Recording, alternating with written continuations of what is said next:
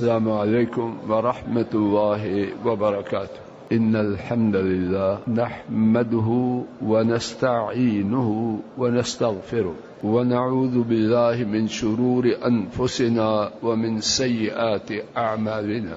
من يهده الله فلا مضل له ومن يضلل فلا هادي له، وأشهد أن لا إله إلا الله وحده لا شريك له، وأشهد أن محمدا عبده ورسوله صلى الله عليه وسلم. أما بعد، فإن خير الهدي هدي محمد صلى الله عليه وسلم، وشر الأمور محدثاتها، وكل محدثة بدعة، وكل بدعة ضلالة، وكل ضلالة في النار.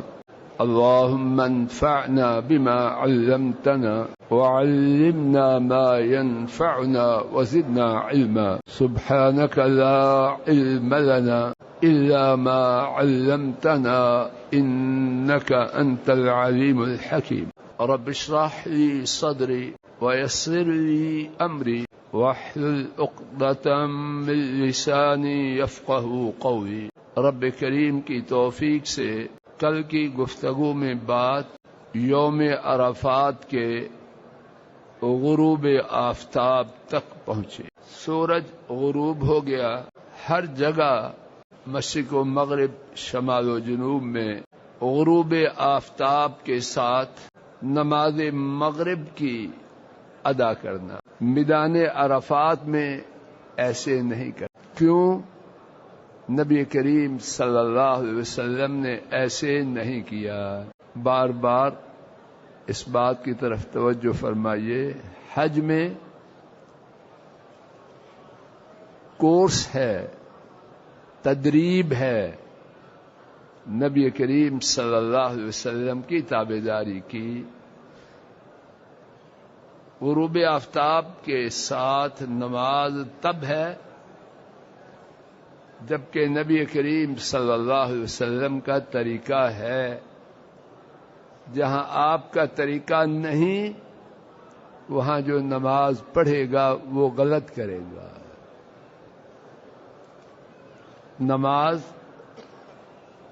اچھا عمل نہیں بلکہ تمام اعمال میں اللہ کو سب سے پیارا، لیکن وہ تبھی ہے جبکہ نبی کریم صلی اللہ علیہ وسلم کے طریقہ کے مطابق ہے۔ مزدلفہ کی طرف روانہ ہونا ہے۔ اللہ کی توفیق سے، اللہ اپنے فضل و کرم سے ہم سب کو نصیب کرے۔ پھر کیا کچھ کرنا ہے، پہلے اختصار سے کچھ بات سماعت فرما لیجیے، پھر اللہ کی توفیق سے کچھ نکات کے حوالے سے قدر تفصیل سے گفتگو کرنے کی کوشش کی جائے۔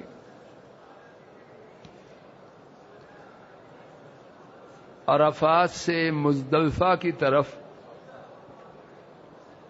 اطمینان و سکون سے جانا ہے۔ تیزی، جلدی، شور شرابہ اس کی اجازت نہیں۔ واپس پلٹتے ہوئے لبیک پکارتے رہنا ہے، یہاں تک کہ 10 تاریخ کو جمرہ کو جا کے کنکریاں مارے۔ مغرب اور عشاء مزدلفہ میں پہنچ کر ایک اذان اور 2 اقامتوں کے ساتھ قصر اور جمع کر کے پڑھنا ہے۔ مزدلفہ میں نماز تہجد نہیں۔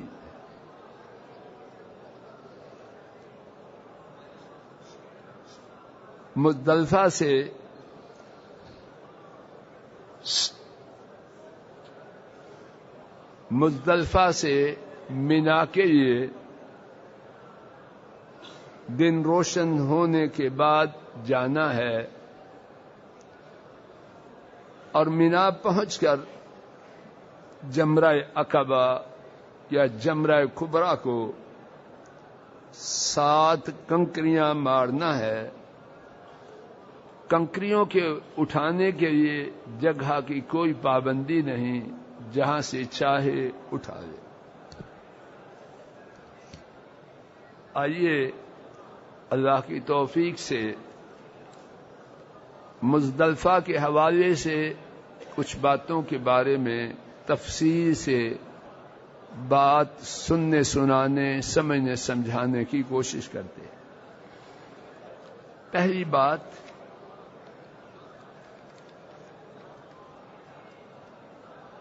مزدلفہ کے وقت میں ہمارے نبی کریم صلی اللہ علیہ وسلم نے بہت آسانی فرمائی. ابتدا میں عرض کیا کہ مزدلفہ جانا ہے اطمینان و سکون سے. اب اسی بات کو آگے بڑھاتے ہوئے جلدی کس بات کی ہے؟ مزدلفہ میں پہنچنے کا وقت نماز فجر تک ہے. حدیث شریف سماعت فرمائیے. حضرات ائمہ ابو داؤد، ترمذی، نسائی اور ابن ماجہ نے اس حدیث کو روایت کیا. مزرس بن اوس الطائی رضی اللہ تعالی عنہ بیان کرتے ہیں، میں نبی کریم صلی اللہ علیہ وسلم کے پاس مزدلفہ میں اس وقت پہنچا جبکہ آپ نماز فجر کے لیے نکلے تھے. ساری رات گزر گئی. آپ کے نماز فجر کے لیے نکلنے کے وقت میں مزدلفہ پہنچا اور عرض کیا میں طی کے درمیان، میں طی کے دو پہاڑوں سے آیا ہوں. اپنی سواری کو تھکا دیا ہے اور میں نے کسی پہاڑی کو وقوف اس پر ٹھہرے بغیر نہیں چھوڑا. حضرت صلی اللہ علیہ وسلم نے اس بندے سے جو فرمایا وہ سماعت فرمائیے، اور دل چاہتا ہے کہ اس کو سننے کے بعد حضرت صلی اللہ علیہ وسلم پر درود و سلام ہی پڑھتے رہے. کہ کتنی آسانی فرمائی. فرمایا من شہد صلاتنا ہذہ، جو شخص مزدلفہ میں ہماری اس یعنی فجر کی نماز کو پہنچ گیا، ووقف معنا حتی ندفع، فجر کی نماز کو پہنچنے کے بعد ہمارے یہاں سے روانہ ہونے تک رکا. وقد وقف بعرفة قبل ذلك لیلا او نہارا، اور اس سے پہلے اس نے عرفات میں رات میں یا دن میں وقوف کیا. ہم سن چکے ہیں عرفات میں ٹھہرنے کا بہترین مسنون وقت کون سا ہے؟ نماز ظہر سے لے کر غروب آفتاب تک. اب فرمایا جو بندہ مزدلفہ ہماری فجر کی نماز کے لیے نکلنے سے پہلے پہنچ گیا، اس سے پہلے عرفات میں ٹھہرا، کب؟ رات اور دن کے کسی حصے میں. ظہر کو آیا وہاں ٹھیک ہے، عصر کو آیا ٹھیک ہے، مغرب کو آیا ٹھیک ہے، عشاء کے بعد آیا ٹھیک ہے. بات سمجھ میں آ رہی؟ رات اور دن کے کسی وقت عرفات میں پہنچ گیا اور نماز فجر سے پہلے یہاں مزدلفہ میں ہمارے ساتھ پہنچا. جب تک ہم رکے مزدلفہ میں رکا تو کیا ہے؟ فقد تم حجہ وقضا تفثہ، اس کا حج پورا ہو گیا اور اس نے اپنے احرام کے تقاضے کو پورا کر لیا.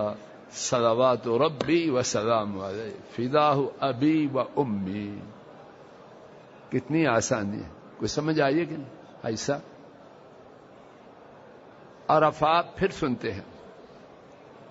حج لوگوں نے مشکل بنا دیا ہے، ناک میں دم کر دیا. نہ، ایسے نہ کریں. ہمارے نبی کریم صلی اللہ علیہ وسلم آسان دین لے کے آئے. دیکھیے کتنی آسانی ہے. مسنون وقت نماز ظہر اور عصر نماز ظہر کے وقت میں پڑھنا نہیں پہنچا.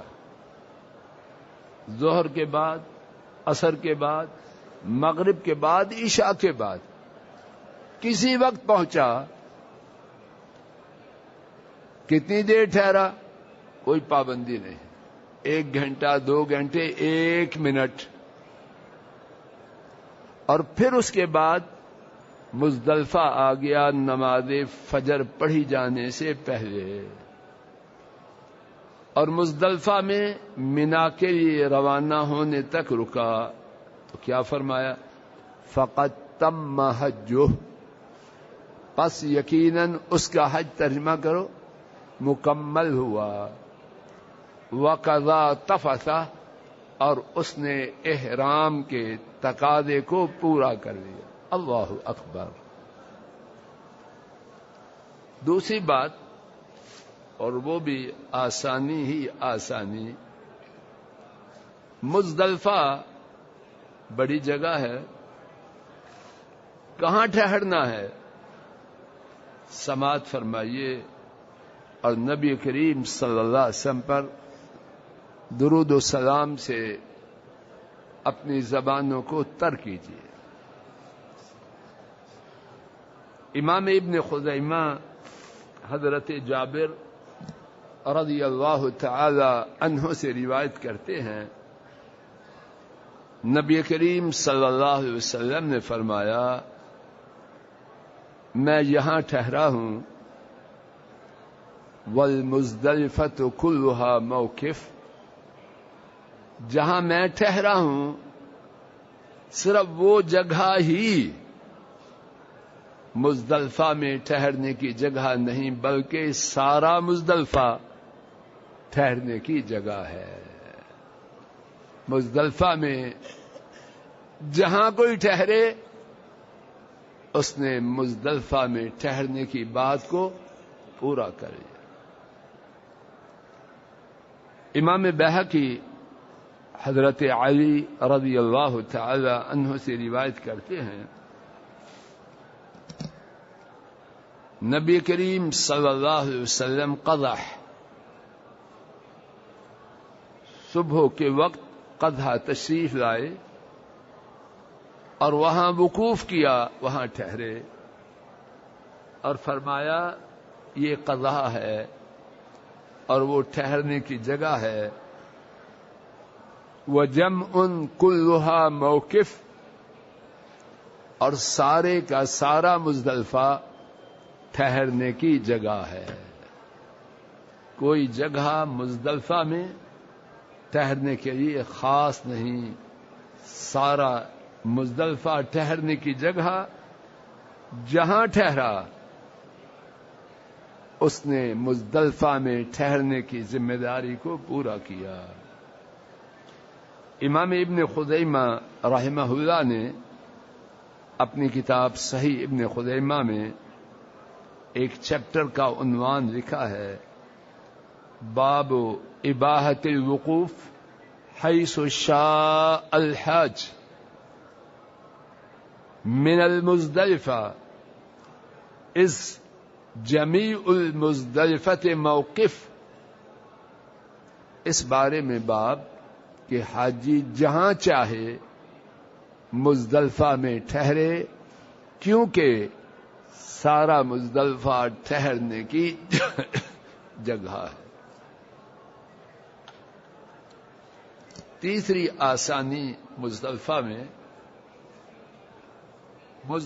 میں آنے کے بعد مغرب اور عشاء دونوں نمازیں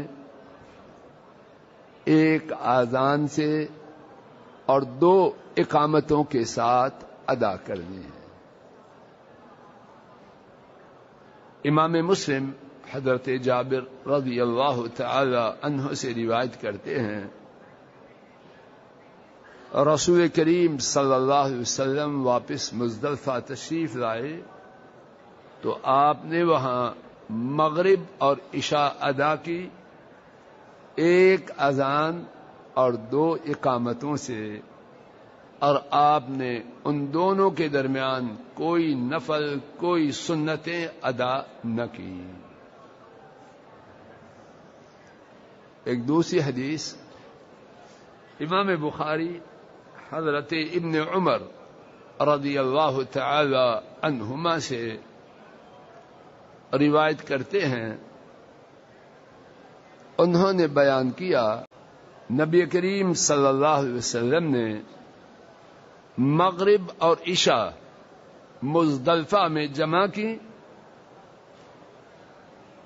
ہر ایک کے لیے اقامت ہوئی، اور آن حضرت صلی اللہ علیہ وسلم نے ان کے درمیان کوئی نفل کوئی سنتیں نہ پڑھیں اور نہ ہی ان کے بعد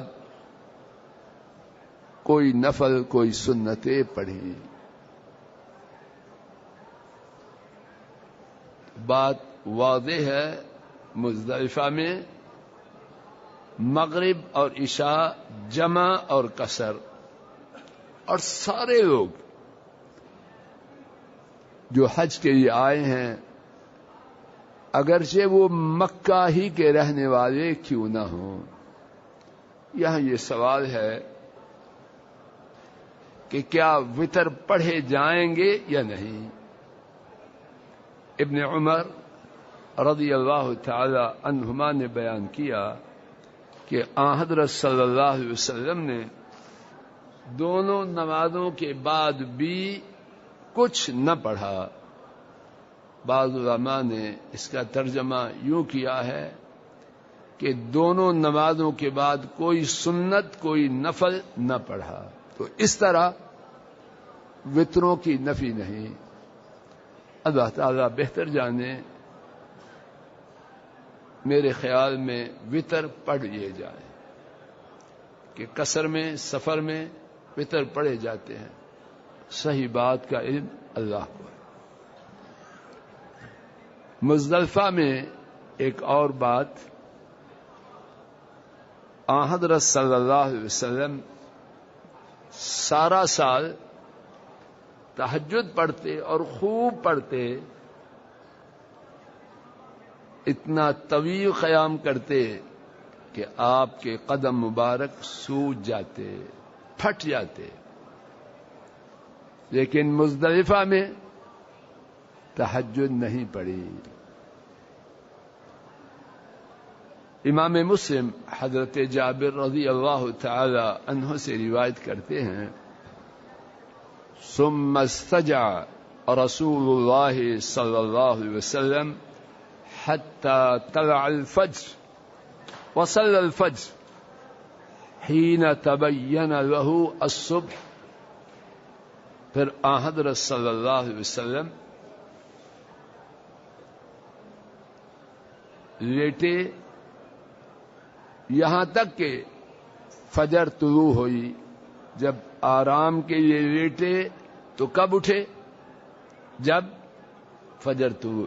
درمیان میں اٹھنا حضرت جابر رضی اللہ تعالی عنہ نے نہ دیکھا۔ آپ نے جب دن واضح ہو گیا، جب صبح واضح ہو گئی تو آپ نے فجر کی نماز ادا کی۔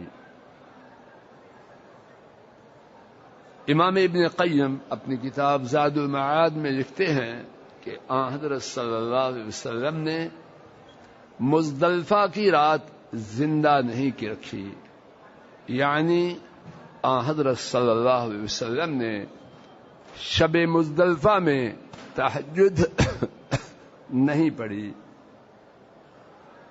شیخ البانی بھی لکھتے ہیں کہ آن حضرت صلی اللہ علیہ وسلم مزدلفہ میں فجر تک آرام فرما رہے۔ دیکھیے، سارا دین، ساری عبادات کس کے طریقے پر ہے؟ نبی کریم صلی اللہ علیہ وسلم کے طریقہ مبارک پر نیکی کا زیادہ کرنا، یہ بات نہیں، بنیادی بات یہ ہے کہ نیکی رسول کریم صلی اللہ علیہ وسلم کے طریقہ کے مطابق ہو۔ ایک اور بات مزدلفہ کی آسانیوں کے حوالے سے،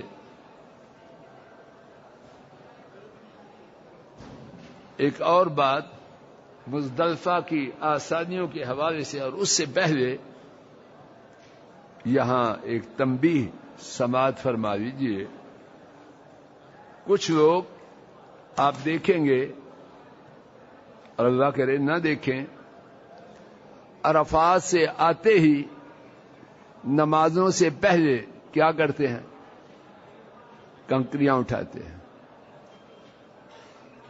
یہ ٹھیک نہیں، غلط ہے۔ کنکریاں اٹھاتے ہیں، یہ غلط ہے۔ نبی کریم صلی اللہ علیہ وسلم نے کنکریاں اٹھانے کا حکم دیا صبح، رات کو دیا ہی نہیں۔ نمبر 1 کہ آپ کے طریقہ کے خلاف ہے۔ نمبر 2، اب وقت نماز کا ہے کہ کنکریاں اٹھانے کا؟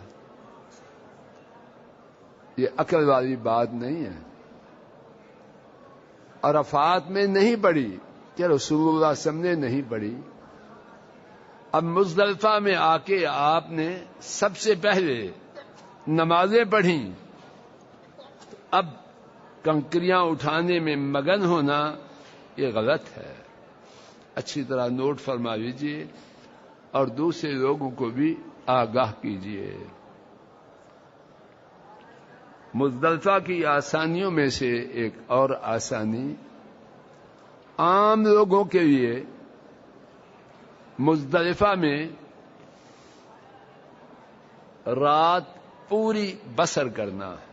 ہم لوگوں نے مزدلفہ میں پوری رات بسر کرنا ہے، نماز فجر صبح نکلنے پر ادا کرنی ہے، اور پھر سورج کے نکلنے سے پہلے اور دن روشن ہونے پر وہاں سے روانہ ہو۔ لیکن کمزور لوگ، ان کے لیے اجازت ہے کہ وہ آدھی رات کے بعد مزدلفہ سے منا کے لیے روانہ ہو جائے۔ اس بارے میں متعدد احادیث ہیں، ان میں سے ایک امام بخاری اور امام مسلم نے سالم رحمہ اللہ سے روایت نقل کی، ابن عمر رضی اللہ تعالی عنہما اپنے گھر کے کمزور لوگوں کو مزدلفہ سے روانہ کر دیتے، نماز فجر کے وقت وہ مینا میں پہنچ جاتے، اور کچھ اس کے بعد، اور فرماتے ابن عمر رضی اللہ تعالی عنہما کہ رسول اللہ صلی اللہ علیہ وسلم نے اس بارے میں اجازت دی۔ تو کمزوروں کے لیے اجازت ہے کہ آدھی رات کے بعد مزدلفہ سے مینا کی طرف روانہ ہو جائے۔ ایک دوسری حدیث میں ہے، امام بخاری اور امام مسلم نے ابن عباس رضی اللہ تعالی عنہما سے روایت نقل کی ہے. بیان کرتے ہیں میں شب مزدلفہ حضرت صلی اللہ علیہ وسلم کے کمزور گھر والوں کے ساتھ تھا جنہیں حضرت صلی اللہ علیہ وسلم نے مزدلفہ سے رات ہی رات میں منا روانہ کر دیا. تیسری حدیث امام بخاری اور امام مسلم حضرت اسماء رضی اللہ تعالی عنہا سے روایت کرتے ہیں کہ وہ شب مزدلفہ میں چاند کے غروب ہونے کے بعد منا کے لیے آ گئیں, کنکریاں ماری اور اس کے بعد انہوں نے نماز فجر منا میں ادا کی گئی.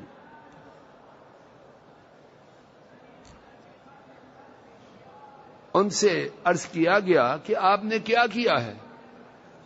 تو انہوں نے جواب دیا کہ حضرت صلی اللہ علیہ وسلم نے خواتین کے لیے اس بات کی اجازت دی ہے. ایک چوتھی حدیث امام بخاری اور امام مسلم نے اما عائشہ رضی اللہ تعالی عنہا سے روایت کی ہے کہ حضرت سودا رضی اللہ تعالی عنہا حضرت صلی اللہ علیہ وسلم کی ایک دوسری بیوی بھاری برکم تھی, بھاری وجود والی تھی. انہوں نے نبی کریم صلی اللہ علیہ وسلم سے مزدلفہ سے ازدحام رش کے ہونے سے پہلے پلٹنے کی اجازت مانگی تو آپ نے انہیں یہ اجازت دے دی. ان چاروں احادیث کا خلاصہ کمزوروں کے لیے, خواتین کے لیے اس بات کی اجازت ہے اور بچوں کے لیے کہ وہ مزدلفہ سے آدھی رات کے بعد واپس منا کے لیے روانہ ہو. یہاں سوال یہ ہے کہ وہاں سے آنے کے بعد کنکریاں کس وقت مارے؟ کنکریاں مارنے کا 10 تاریخ کو جو وقت ہے وہ سورج کے نکلنے کے بعد ہے. اب یہ لوگ جو رات ہی رات میں مزدلفہ سے منا کے لیے روانہ ہو گئے تو یہ کنکریاں کب ماریں؟ اس بارے میں ایک سے زیادہ آراء ہیں. میرے خیال میں اللہ تعالیٰ بہتر جانے اور کسی بات پر میرا اصرار نہیں. میرے خیال میں راجح ٹھیک بات یہ ہے کہ خواتین اور کمزوروں کے لیے فجر سے پہلے رمی کرنے کی اجازت ہے. جب وہاں سے آگے تو اب اجازت ہے کہ فجر سے پہلے رمی کریں, جس طرح کے حضرت اسماء رضی اللہ تعالی عنہا نے کی. اور ان کے لیے افضل یہ ہے کہ فجر کے بعد رمی کریں. باقی وہ لوگ جو خواتین کے ساتھ آتے ہیں, ظاہر ہے خواتین کے ساتھ ان کے محرم حضرات وہ بھی آئیں گے. اب صرف کمزوری تو نہیں آئیں گے, ساتھ بندے بھی آئیں گے. اللہ تعالیٰ بہتر جانے. تو میری رائے میں ٹھیک یہ ہے کہ جو ساتھ آنے والے لوگ ہیں وہ سورج کے نکلنے سے پہلے رمی نہ کریں. دوبارہ سنیے, خواتین اور کمزور ان کے لیے جائز ہے کہ جب مزدلفہ سے آ چکے ہیں تو اب فجر سے پہلے ہی رمی کرویں، جیسے کہ حضرت اسماء رضی اللہ تعالی عنہا نے کی، اور افضل یہ ہے کہ فجر کے بعد کریں، اور ان کے ساتھ ان کے مرد جو کمزور نہیں ٹھیک ٹھاک ہیں وہ رمی سورج نکلنے کے پہلے نہ کریں بلکہ سورج نکلنے کے بعد کریں۔ یہ چند باتیں تھیں مزدلفہ کے حوالے سے۔ اب آئیے اللہ کے فضل و کرم سے مینا میں پہنچے تو یہاں جو کام کرنے ہیں ان میں سے پہلا کام وہ کنکریاں مارنا ہے۔ آئیے اس بارے میں بھی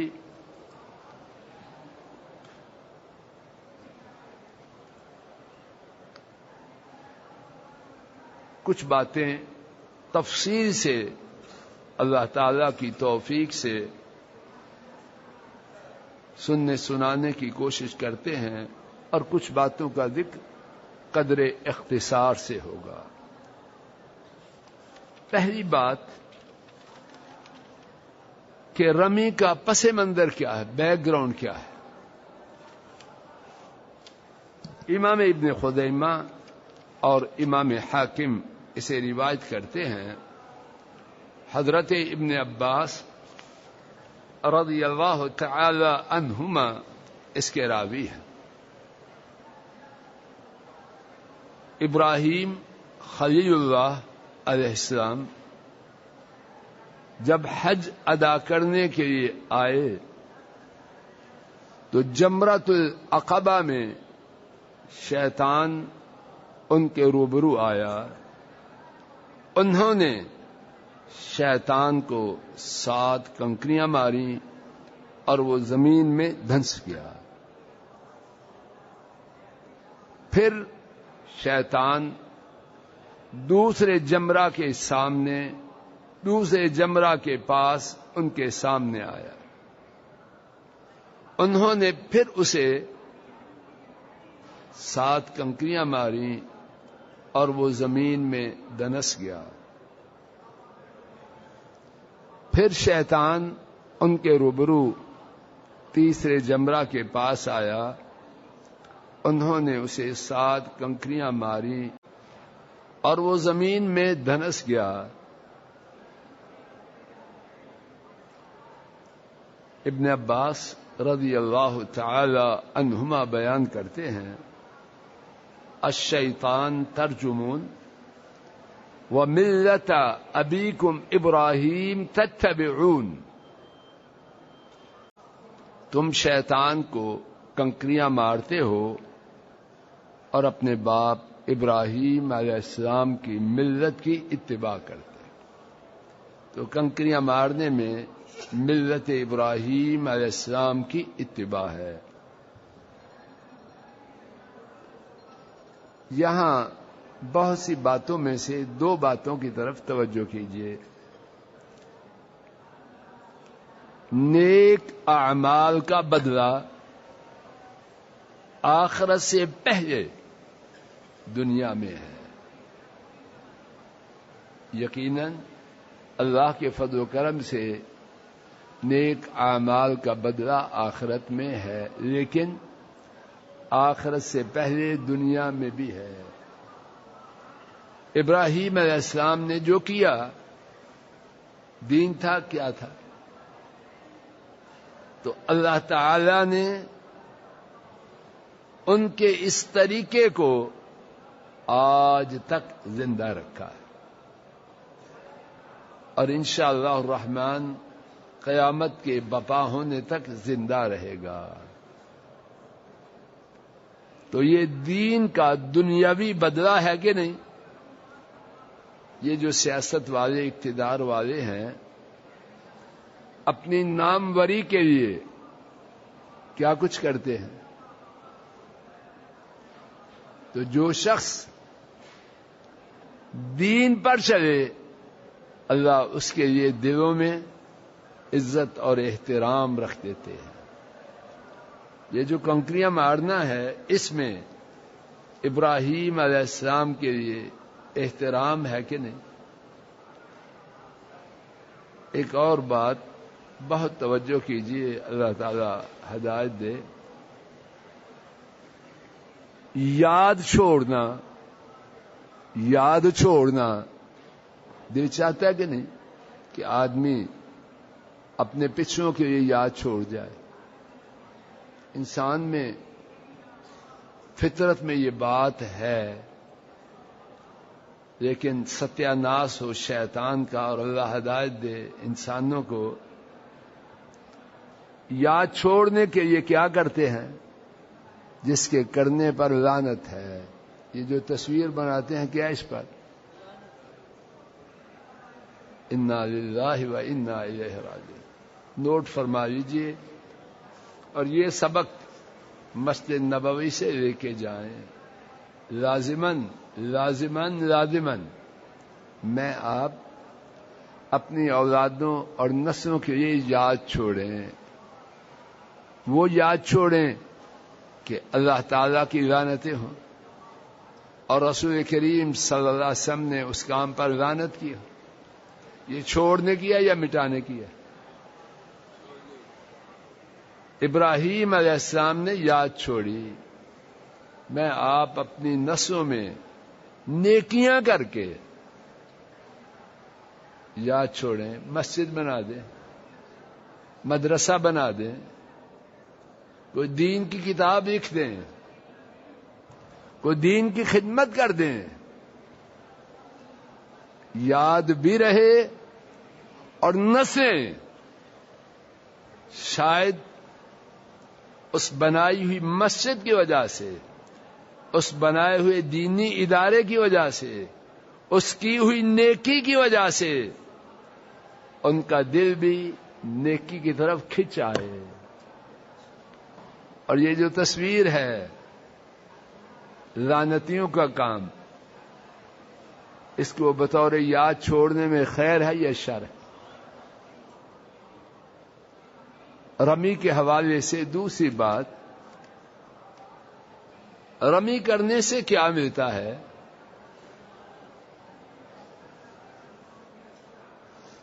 توجہ فرمائیے، 3 احادیث سماعت فرمائیے. حضرات ائمہ بزار، طبرانی اور ابن حبان روایت کرتے ہیں ابن عمر رضی اللہ تعالی عنہما سے، نبی کریم صلی اللہ علیہ وسلم نے فرمایا فَإِذَا رَمَى الْجِمَارَ لَا يَدْرِي أَحَدٌ مَا لَهُ حَتَّى يُوَفَّاهُ يَوْمَ الْقِيَامَةِ. جب رمی کرنے والا رمی کرتا ہے تو اسے پتہ نہیں کہ اس کا اجر و ثواب کیا ہے، یہاں تک کہ روز قیامت اسے رمی کرنے کا پورا پورا ثواب دیا جائے. کیا مطلب؟ رمی کے ثواب کو دنیا میں بیان نہیں کیا جا سکتا، رمی کے ثواب کو دنیا میں سمجھ کے اس کا احاطہ نہیں ہو سکتا. دوسری حدیث امام بزار حضرت ابن عمر ہی سے رضی اللہ عنہما سے روایت کرتے ہیں. انہوں نے بیان کیا کہ نبی کریم صلی اللہ علیہ وسلم نے فرمایا وَأَمَّا رَمْيُكَ الْجِمَارِ فَلَكَ بِكُلِّ حَسَاةٍ رَمَيْتَهَا فَلَكَ بِكُلِّ حَسَاةٍ رَمَيْتَهَا تکفیر کبیرۃ من الموبقات. کنکریوں کا مارنا، ہر کنکری مارنے کی وجہ سے ایک کبیرہ گناہ جو ہلاک کرنے والا ہے، جو برباد کرنے والا ہے، ہر رمی کی کنکری مارنے سے اللہ اس کبیرے ہلاک کرنے والے ایک گناہ کو مٹا دیتے ہیں۔ کتنا بڑا اجر و ثواب ہے، معمولی کام نہیں ہے۔ تیسری حدیث امام بزار حضرت ابن عباس رضی اللہ تعالی عنہما سے روایت کرتے ہیں، حضرت صلی اللہ علیہ وسلم نے فرمایا اذا رمیت الجمار کان نورا لک یوم القیامہ او کما قال صلوات ربی وسلام علیہ۔ فرمایا جب تو نے رمی کی تو اس رمی کی وجہ سے تیرے لیے روز قیامت نور ہوگا۔ قیامت کے دن تاریکیاں ہوں گی، اندھیرے ہوں گے، نور اس کے لیے ہوگا جس کے لیے اللہ تعالیٰ کریں گے۔ اور اللہ تعالیٰ کے نور کرنے کے اسباب میں سے ایک دنیا میں دوران حج رمی کی، اس کی وجہ سے انشاءاللہ الرحمن روز قیامت نور ہوگا۔ اللہ ہمارے نصیب میں فرمائے۔ رمی کے حوالے سے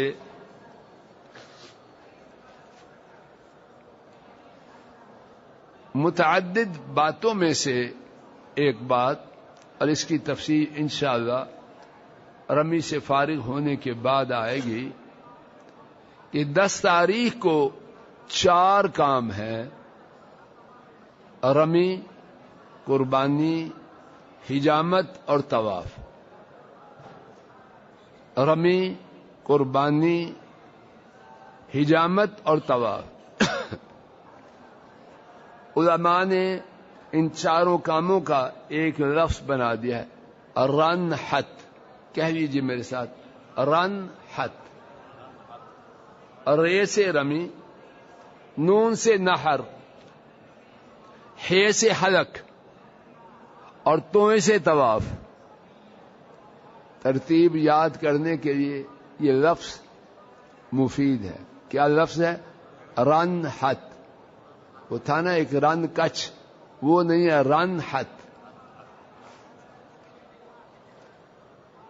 تو 4 اعمال میں سے پہلا عمل رمی ہے، اور انشاءاللہ بعد میں تفصیل آ رہی ہے کہ ترتیب کا ہونا بہترین ہے، لیکن ترتیب کا ہونا لازم نہیں۔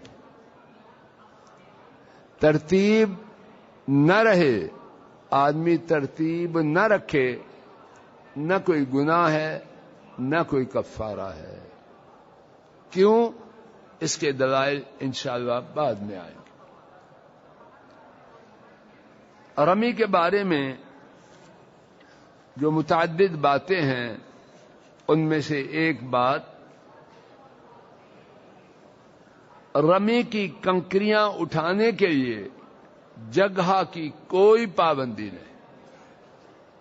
آپ دیکھیں گے لوگوں کی ایک بڑی تعداد سمجھتی ہے کہ کنکریاں مزدلفہ سے اٹھانی ہے، کوئی ثابت نہیں۔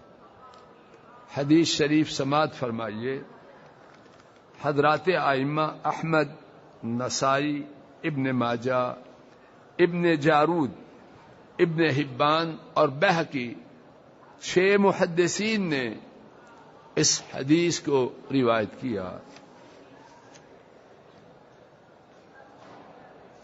فضل بن عباس رضی اللہ تعالی عنہ روایت کرتے ہیں کہ نبی کریم صلی اللہ علیہ وسلم نے عقبہ کی صبح یعنی 10 تاریخ کو مجھے حکم دیا کہ میں آپ کے لیے کنکریاں اٹھاؤں۔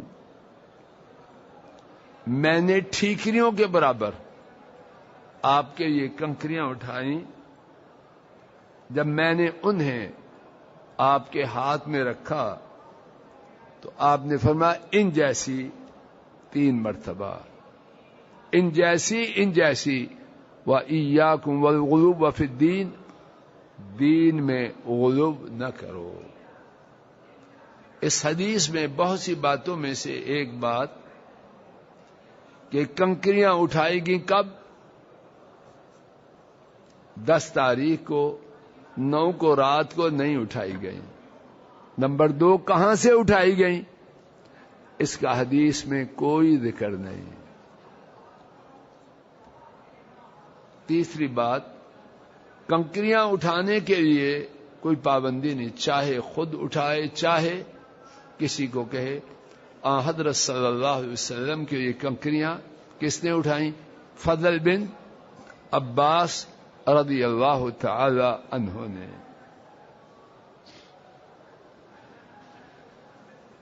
نمبر 4، رمی کا وقت سورج کے نکلنے کے بعد۔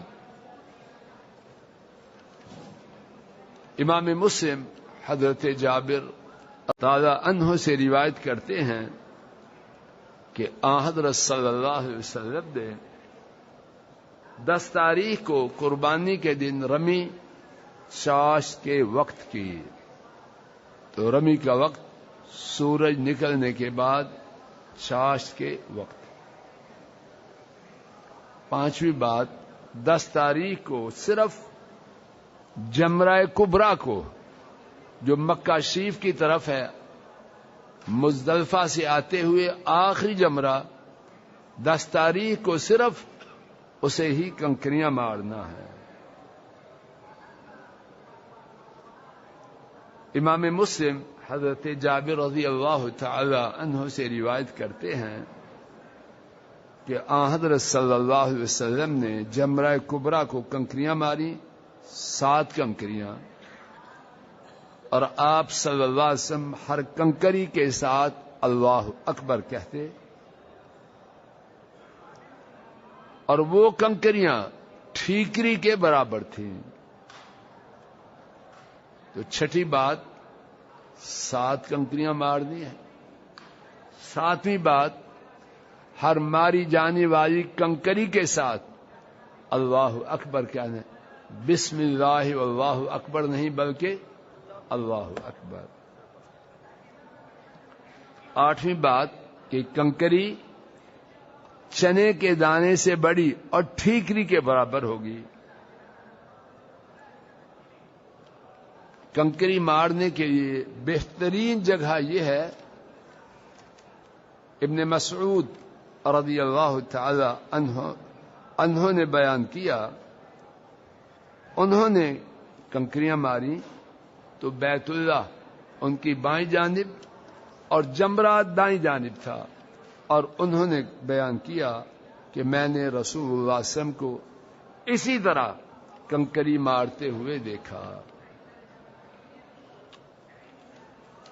کنکریاں مارتے ہوئے اس ستون کو لگنا یہ ضروری نہیں، یہ اطمینان ہونا چاہیے کہ حوض میں کنکری گر جائے، اور اگر حوض میں نہ گرے تو اس کو شمار نہ کیا جائے۔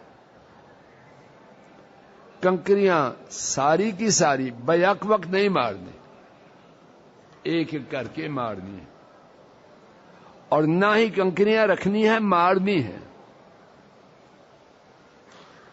اور 13ویں بات، کنکریوں کے سوا اور کوئی چیز نہ مارے۔ بعض لوگ اللہ انہیں ہدایت دے جوتیاں مارتے ہیں، جہالت کی بات۔ 14ویں بات، اور اس کی طرف توجہ کیجیے، بڑی آسانی ہے۔ کنکریاں مارنے کا پہلے دن وقت سورج کے نکلنے سے بعد، اور کب تک؟ سورج کے غروب ہونے تک۔ اگر کوئی شخص رات کو مارے تو جائز ہے کہ نہیں؟ سماعت فرمائیے، امام بخاری رحمہ اللہ روایت کرتے ہیں، حضرت ابن عباس رضی اللہ تعالی عنہما اس کے راوی ہیں، ایک شخص آیا اور عرض کیا رمیت بعدما امسیت، میں نے شام کے بعد کنکریاں ماری. حضرت صلی اللہ علیہ وسلم نے فرمایا لا حرج، اس میں کوئی حرج نہیں. خواتین اور جن کے لیے ازدحام کو برداشت کرنا مشکل ہو، کوئی ضروری نہیں کہ وہ ازدحام میں جائیں. شام کو نسبتاً بھیڑ کم ہوتی ہے، اگر ماریں نہ کوئی گناہ ہے نہ کوئی دم ہے. اسی بارے میں ایک دوسری دلیل امام بیہقی حضرت ابن عباس رضی اللہ تعالی عنہما سے روایت کرتے ہیں کہ نبی کریم صلی اللہ علیہ وسلم نے فرمایا کہ چرواہے رات کو کنکری ماریں گے اور دن کو جانوروں کو چرائیں گے. چرواہوں کے لیے اجازت ہے کہ رات کو کنکریاں ماریں اور دن کو چروائیں، تو رات کو کنکری مارنا اس میں کوئی حرج نہیں. ایک اور بات بچوں کی طرف سے، اور اسی طرح وہ لوگ جو کنکریاں مارنے کی طاقت نہ رکھتے ہوں ان کی طرف سے کنکریاں مارنا جائز. ابن عمر رضی اللہ تعالی عنہما حج میں اپنے ساتھ بچوں کو لے جایا کرتے، اور جو بچے کنکریاں مارنے کی طاقت نہ رکھتے ان کی طرف سے کنکریاں ماری جاتی. امام ابن منذر رحمہ اللہ لکھتے ہیں تمام اہل علم جن سے میں نے علم لیا ان کی رائے یہ ہے کہ جو بچہ کنکری مارنے کی طاقت نہ رکھے اس سے کنکری ماری جا سکتی. امام ابن قدامہ رحمہ اللہ لکھتے ہیں جب آدمی بیمار ہو یا قید میں ہو یا کوئی اور عذر ہو اس کے لیے جائز ہے کہ وہ کنکری مارنے میں اپنا کسی کو نائب بنا لے. اسی مقام پر آج کا درس روکتا ہوں. اللہ تعالیٰ کا شکر ہے بہت ہی زیادہ طبیعت ناساز تھی، لیکن اللہ تعالیٰ نے اپنے فضل و کرم سے توفیق دی کہ یہاں تک بات ہو گئی ہے. انشاءاللہ اب بقیہ بات کل کے درس میں مکمل کرنے کی کوشش کی جائے.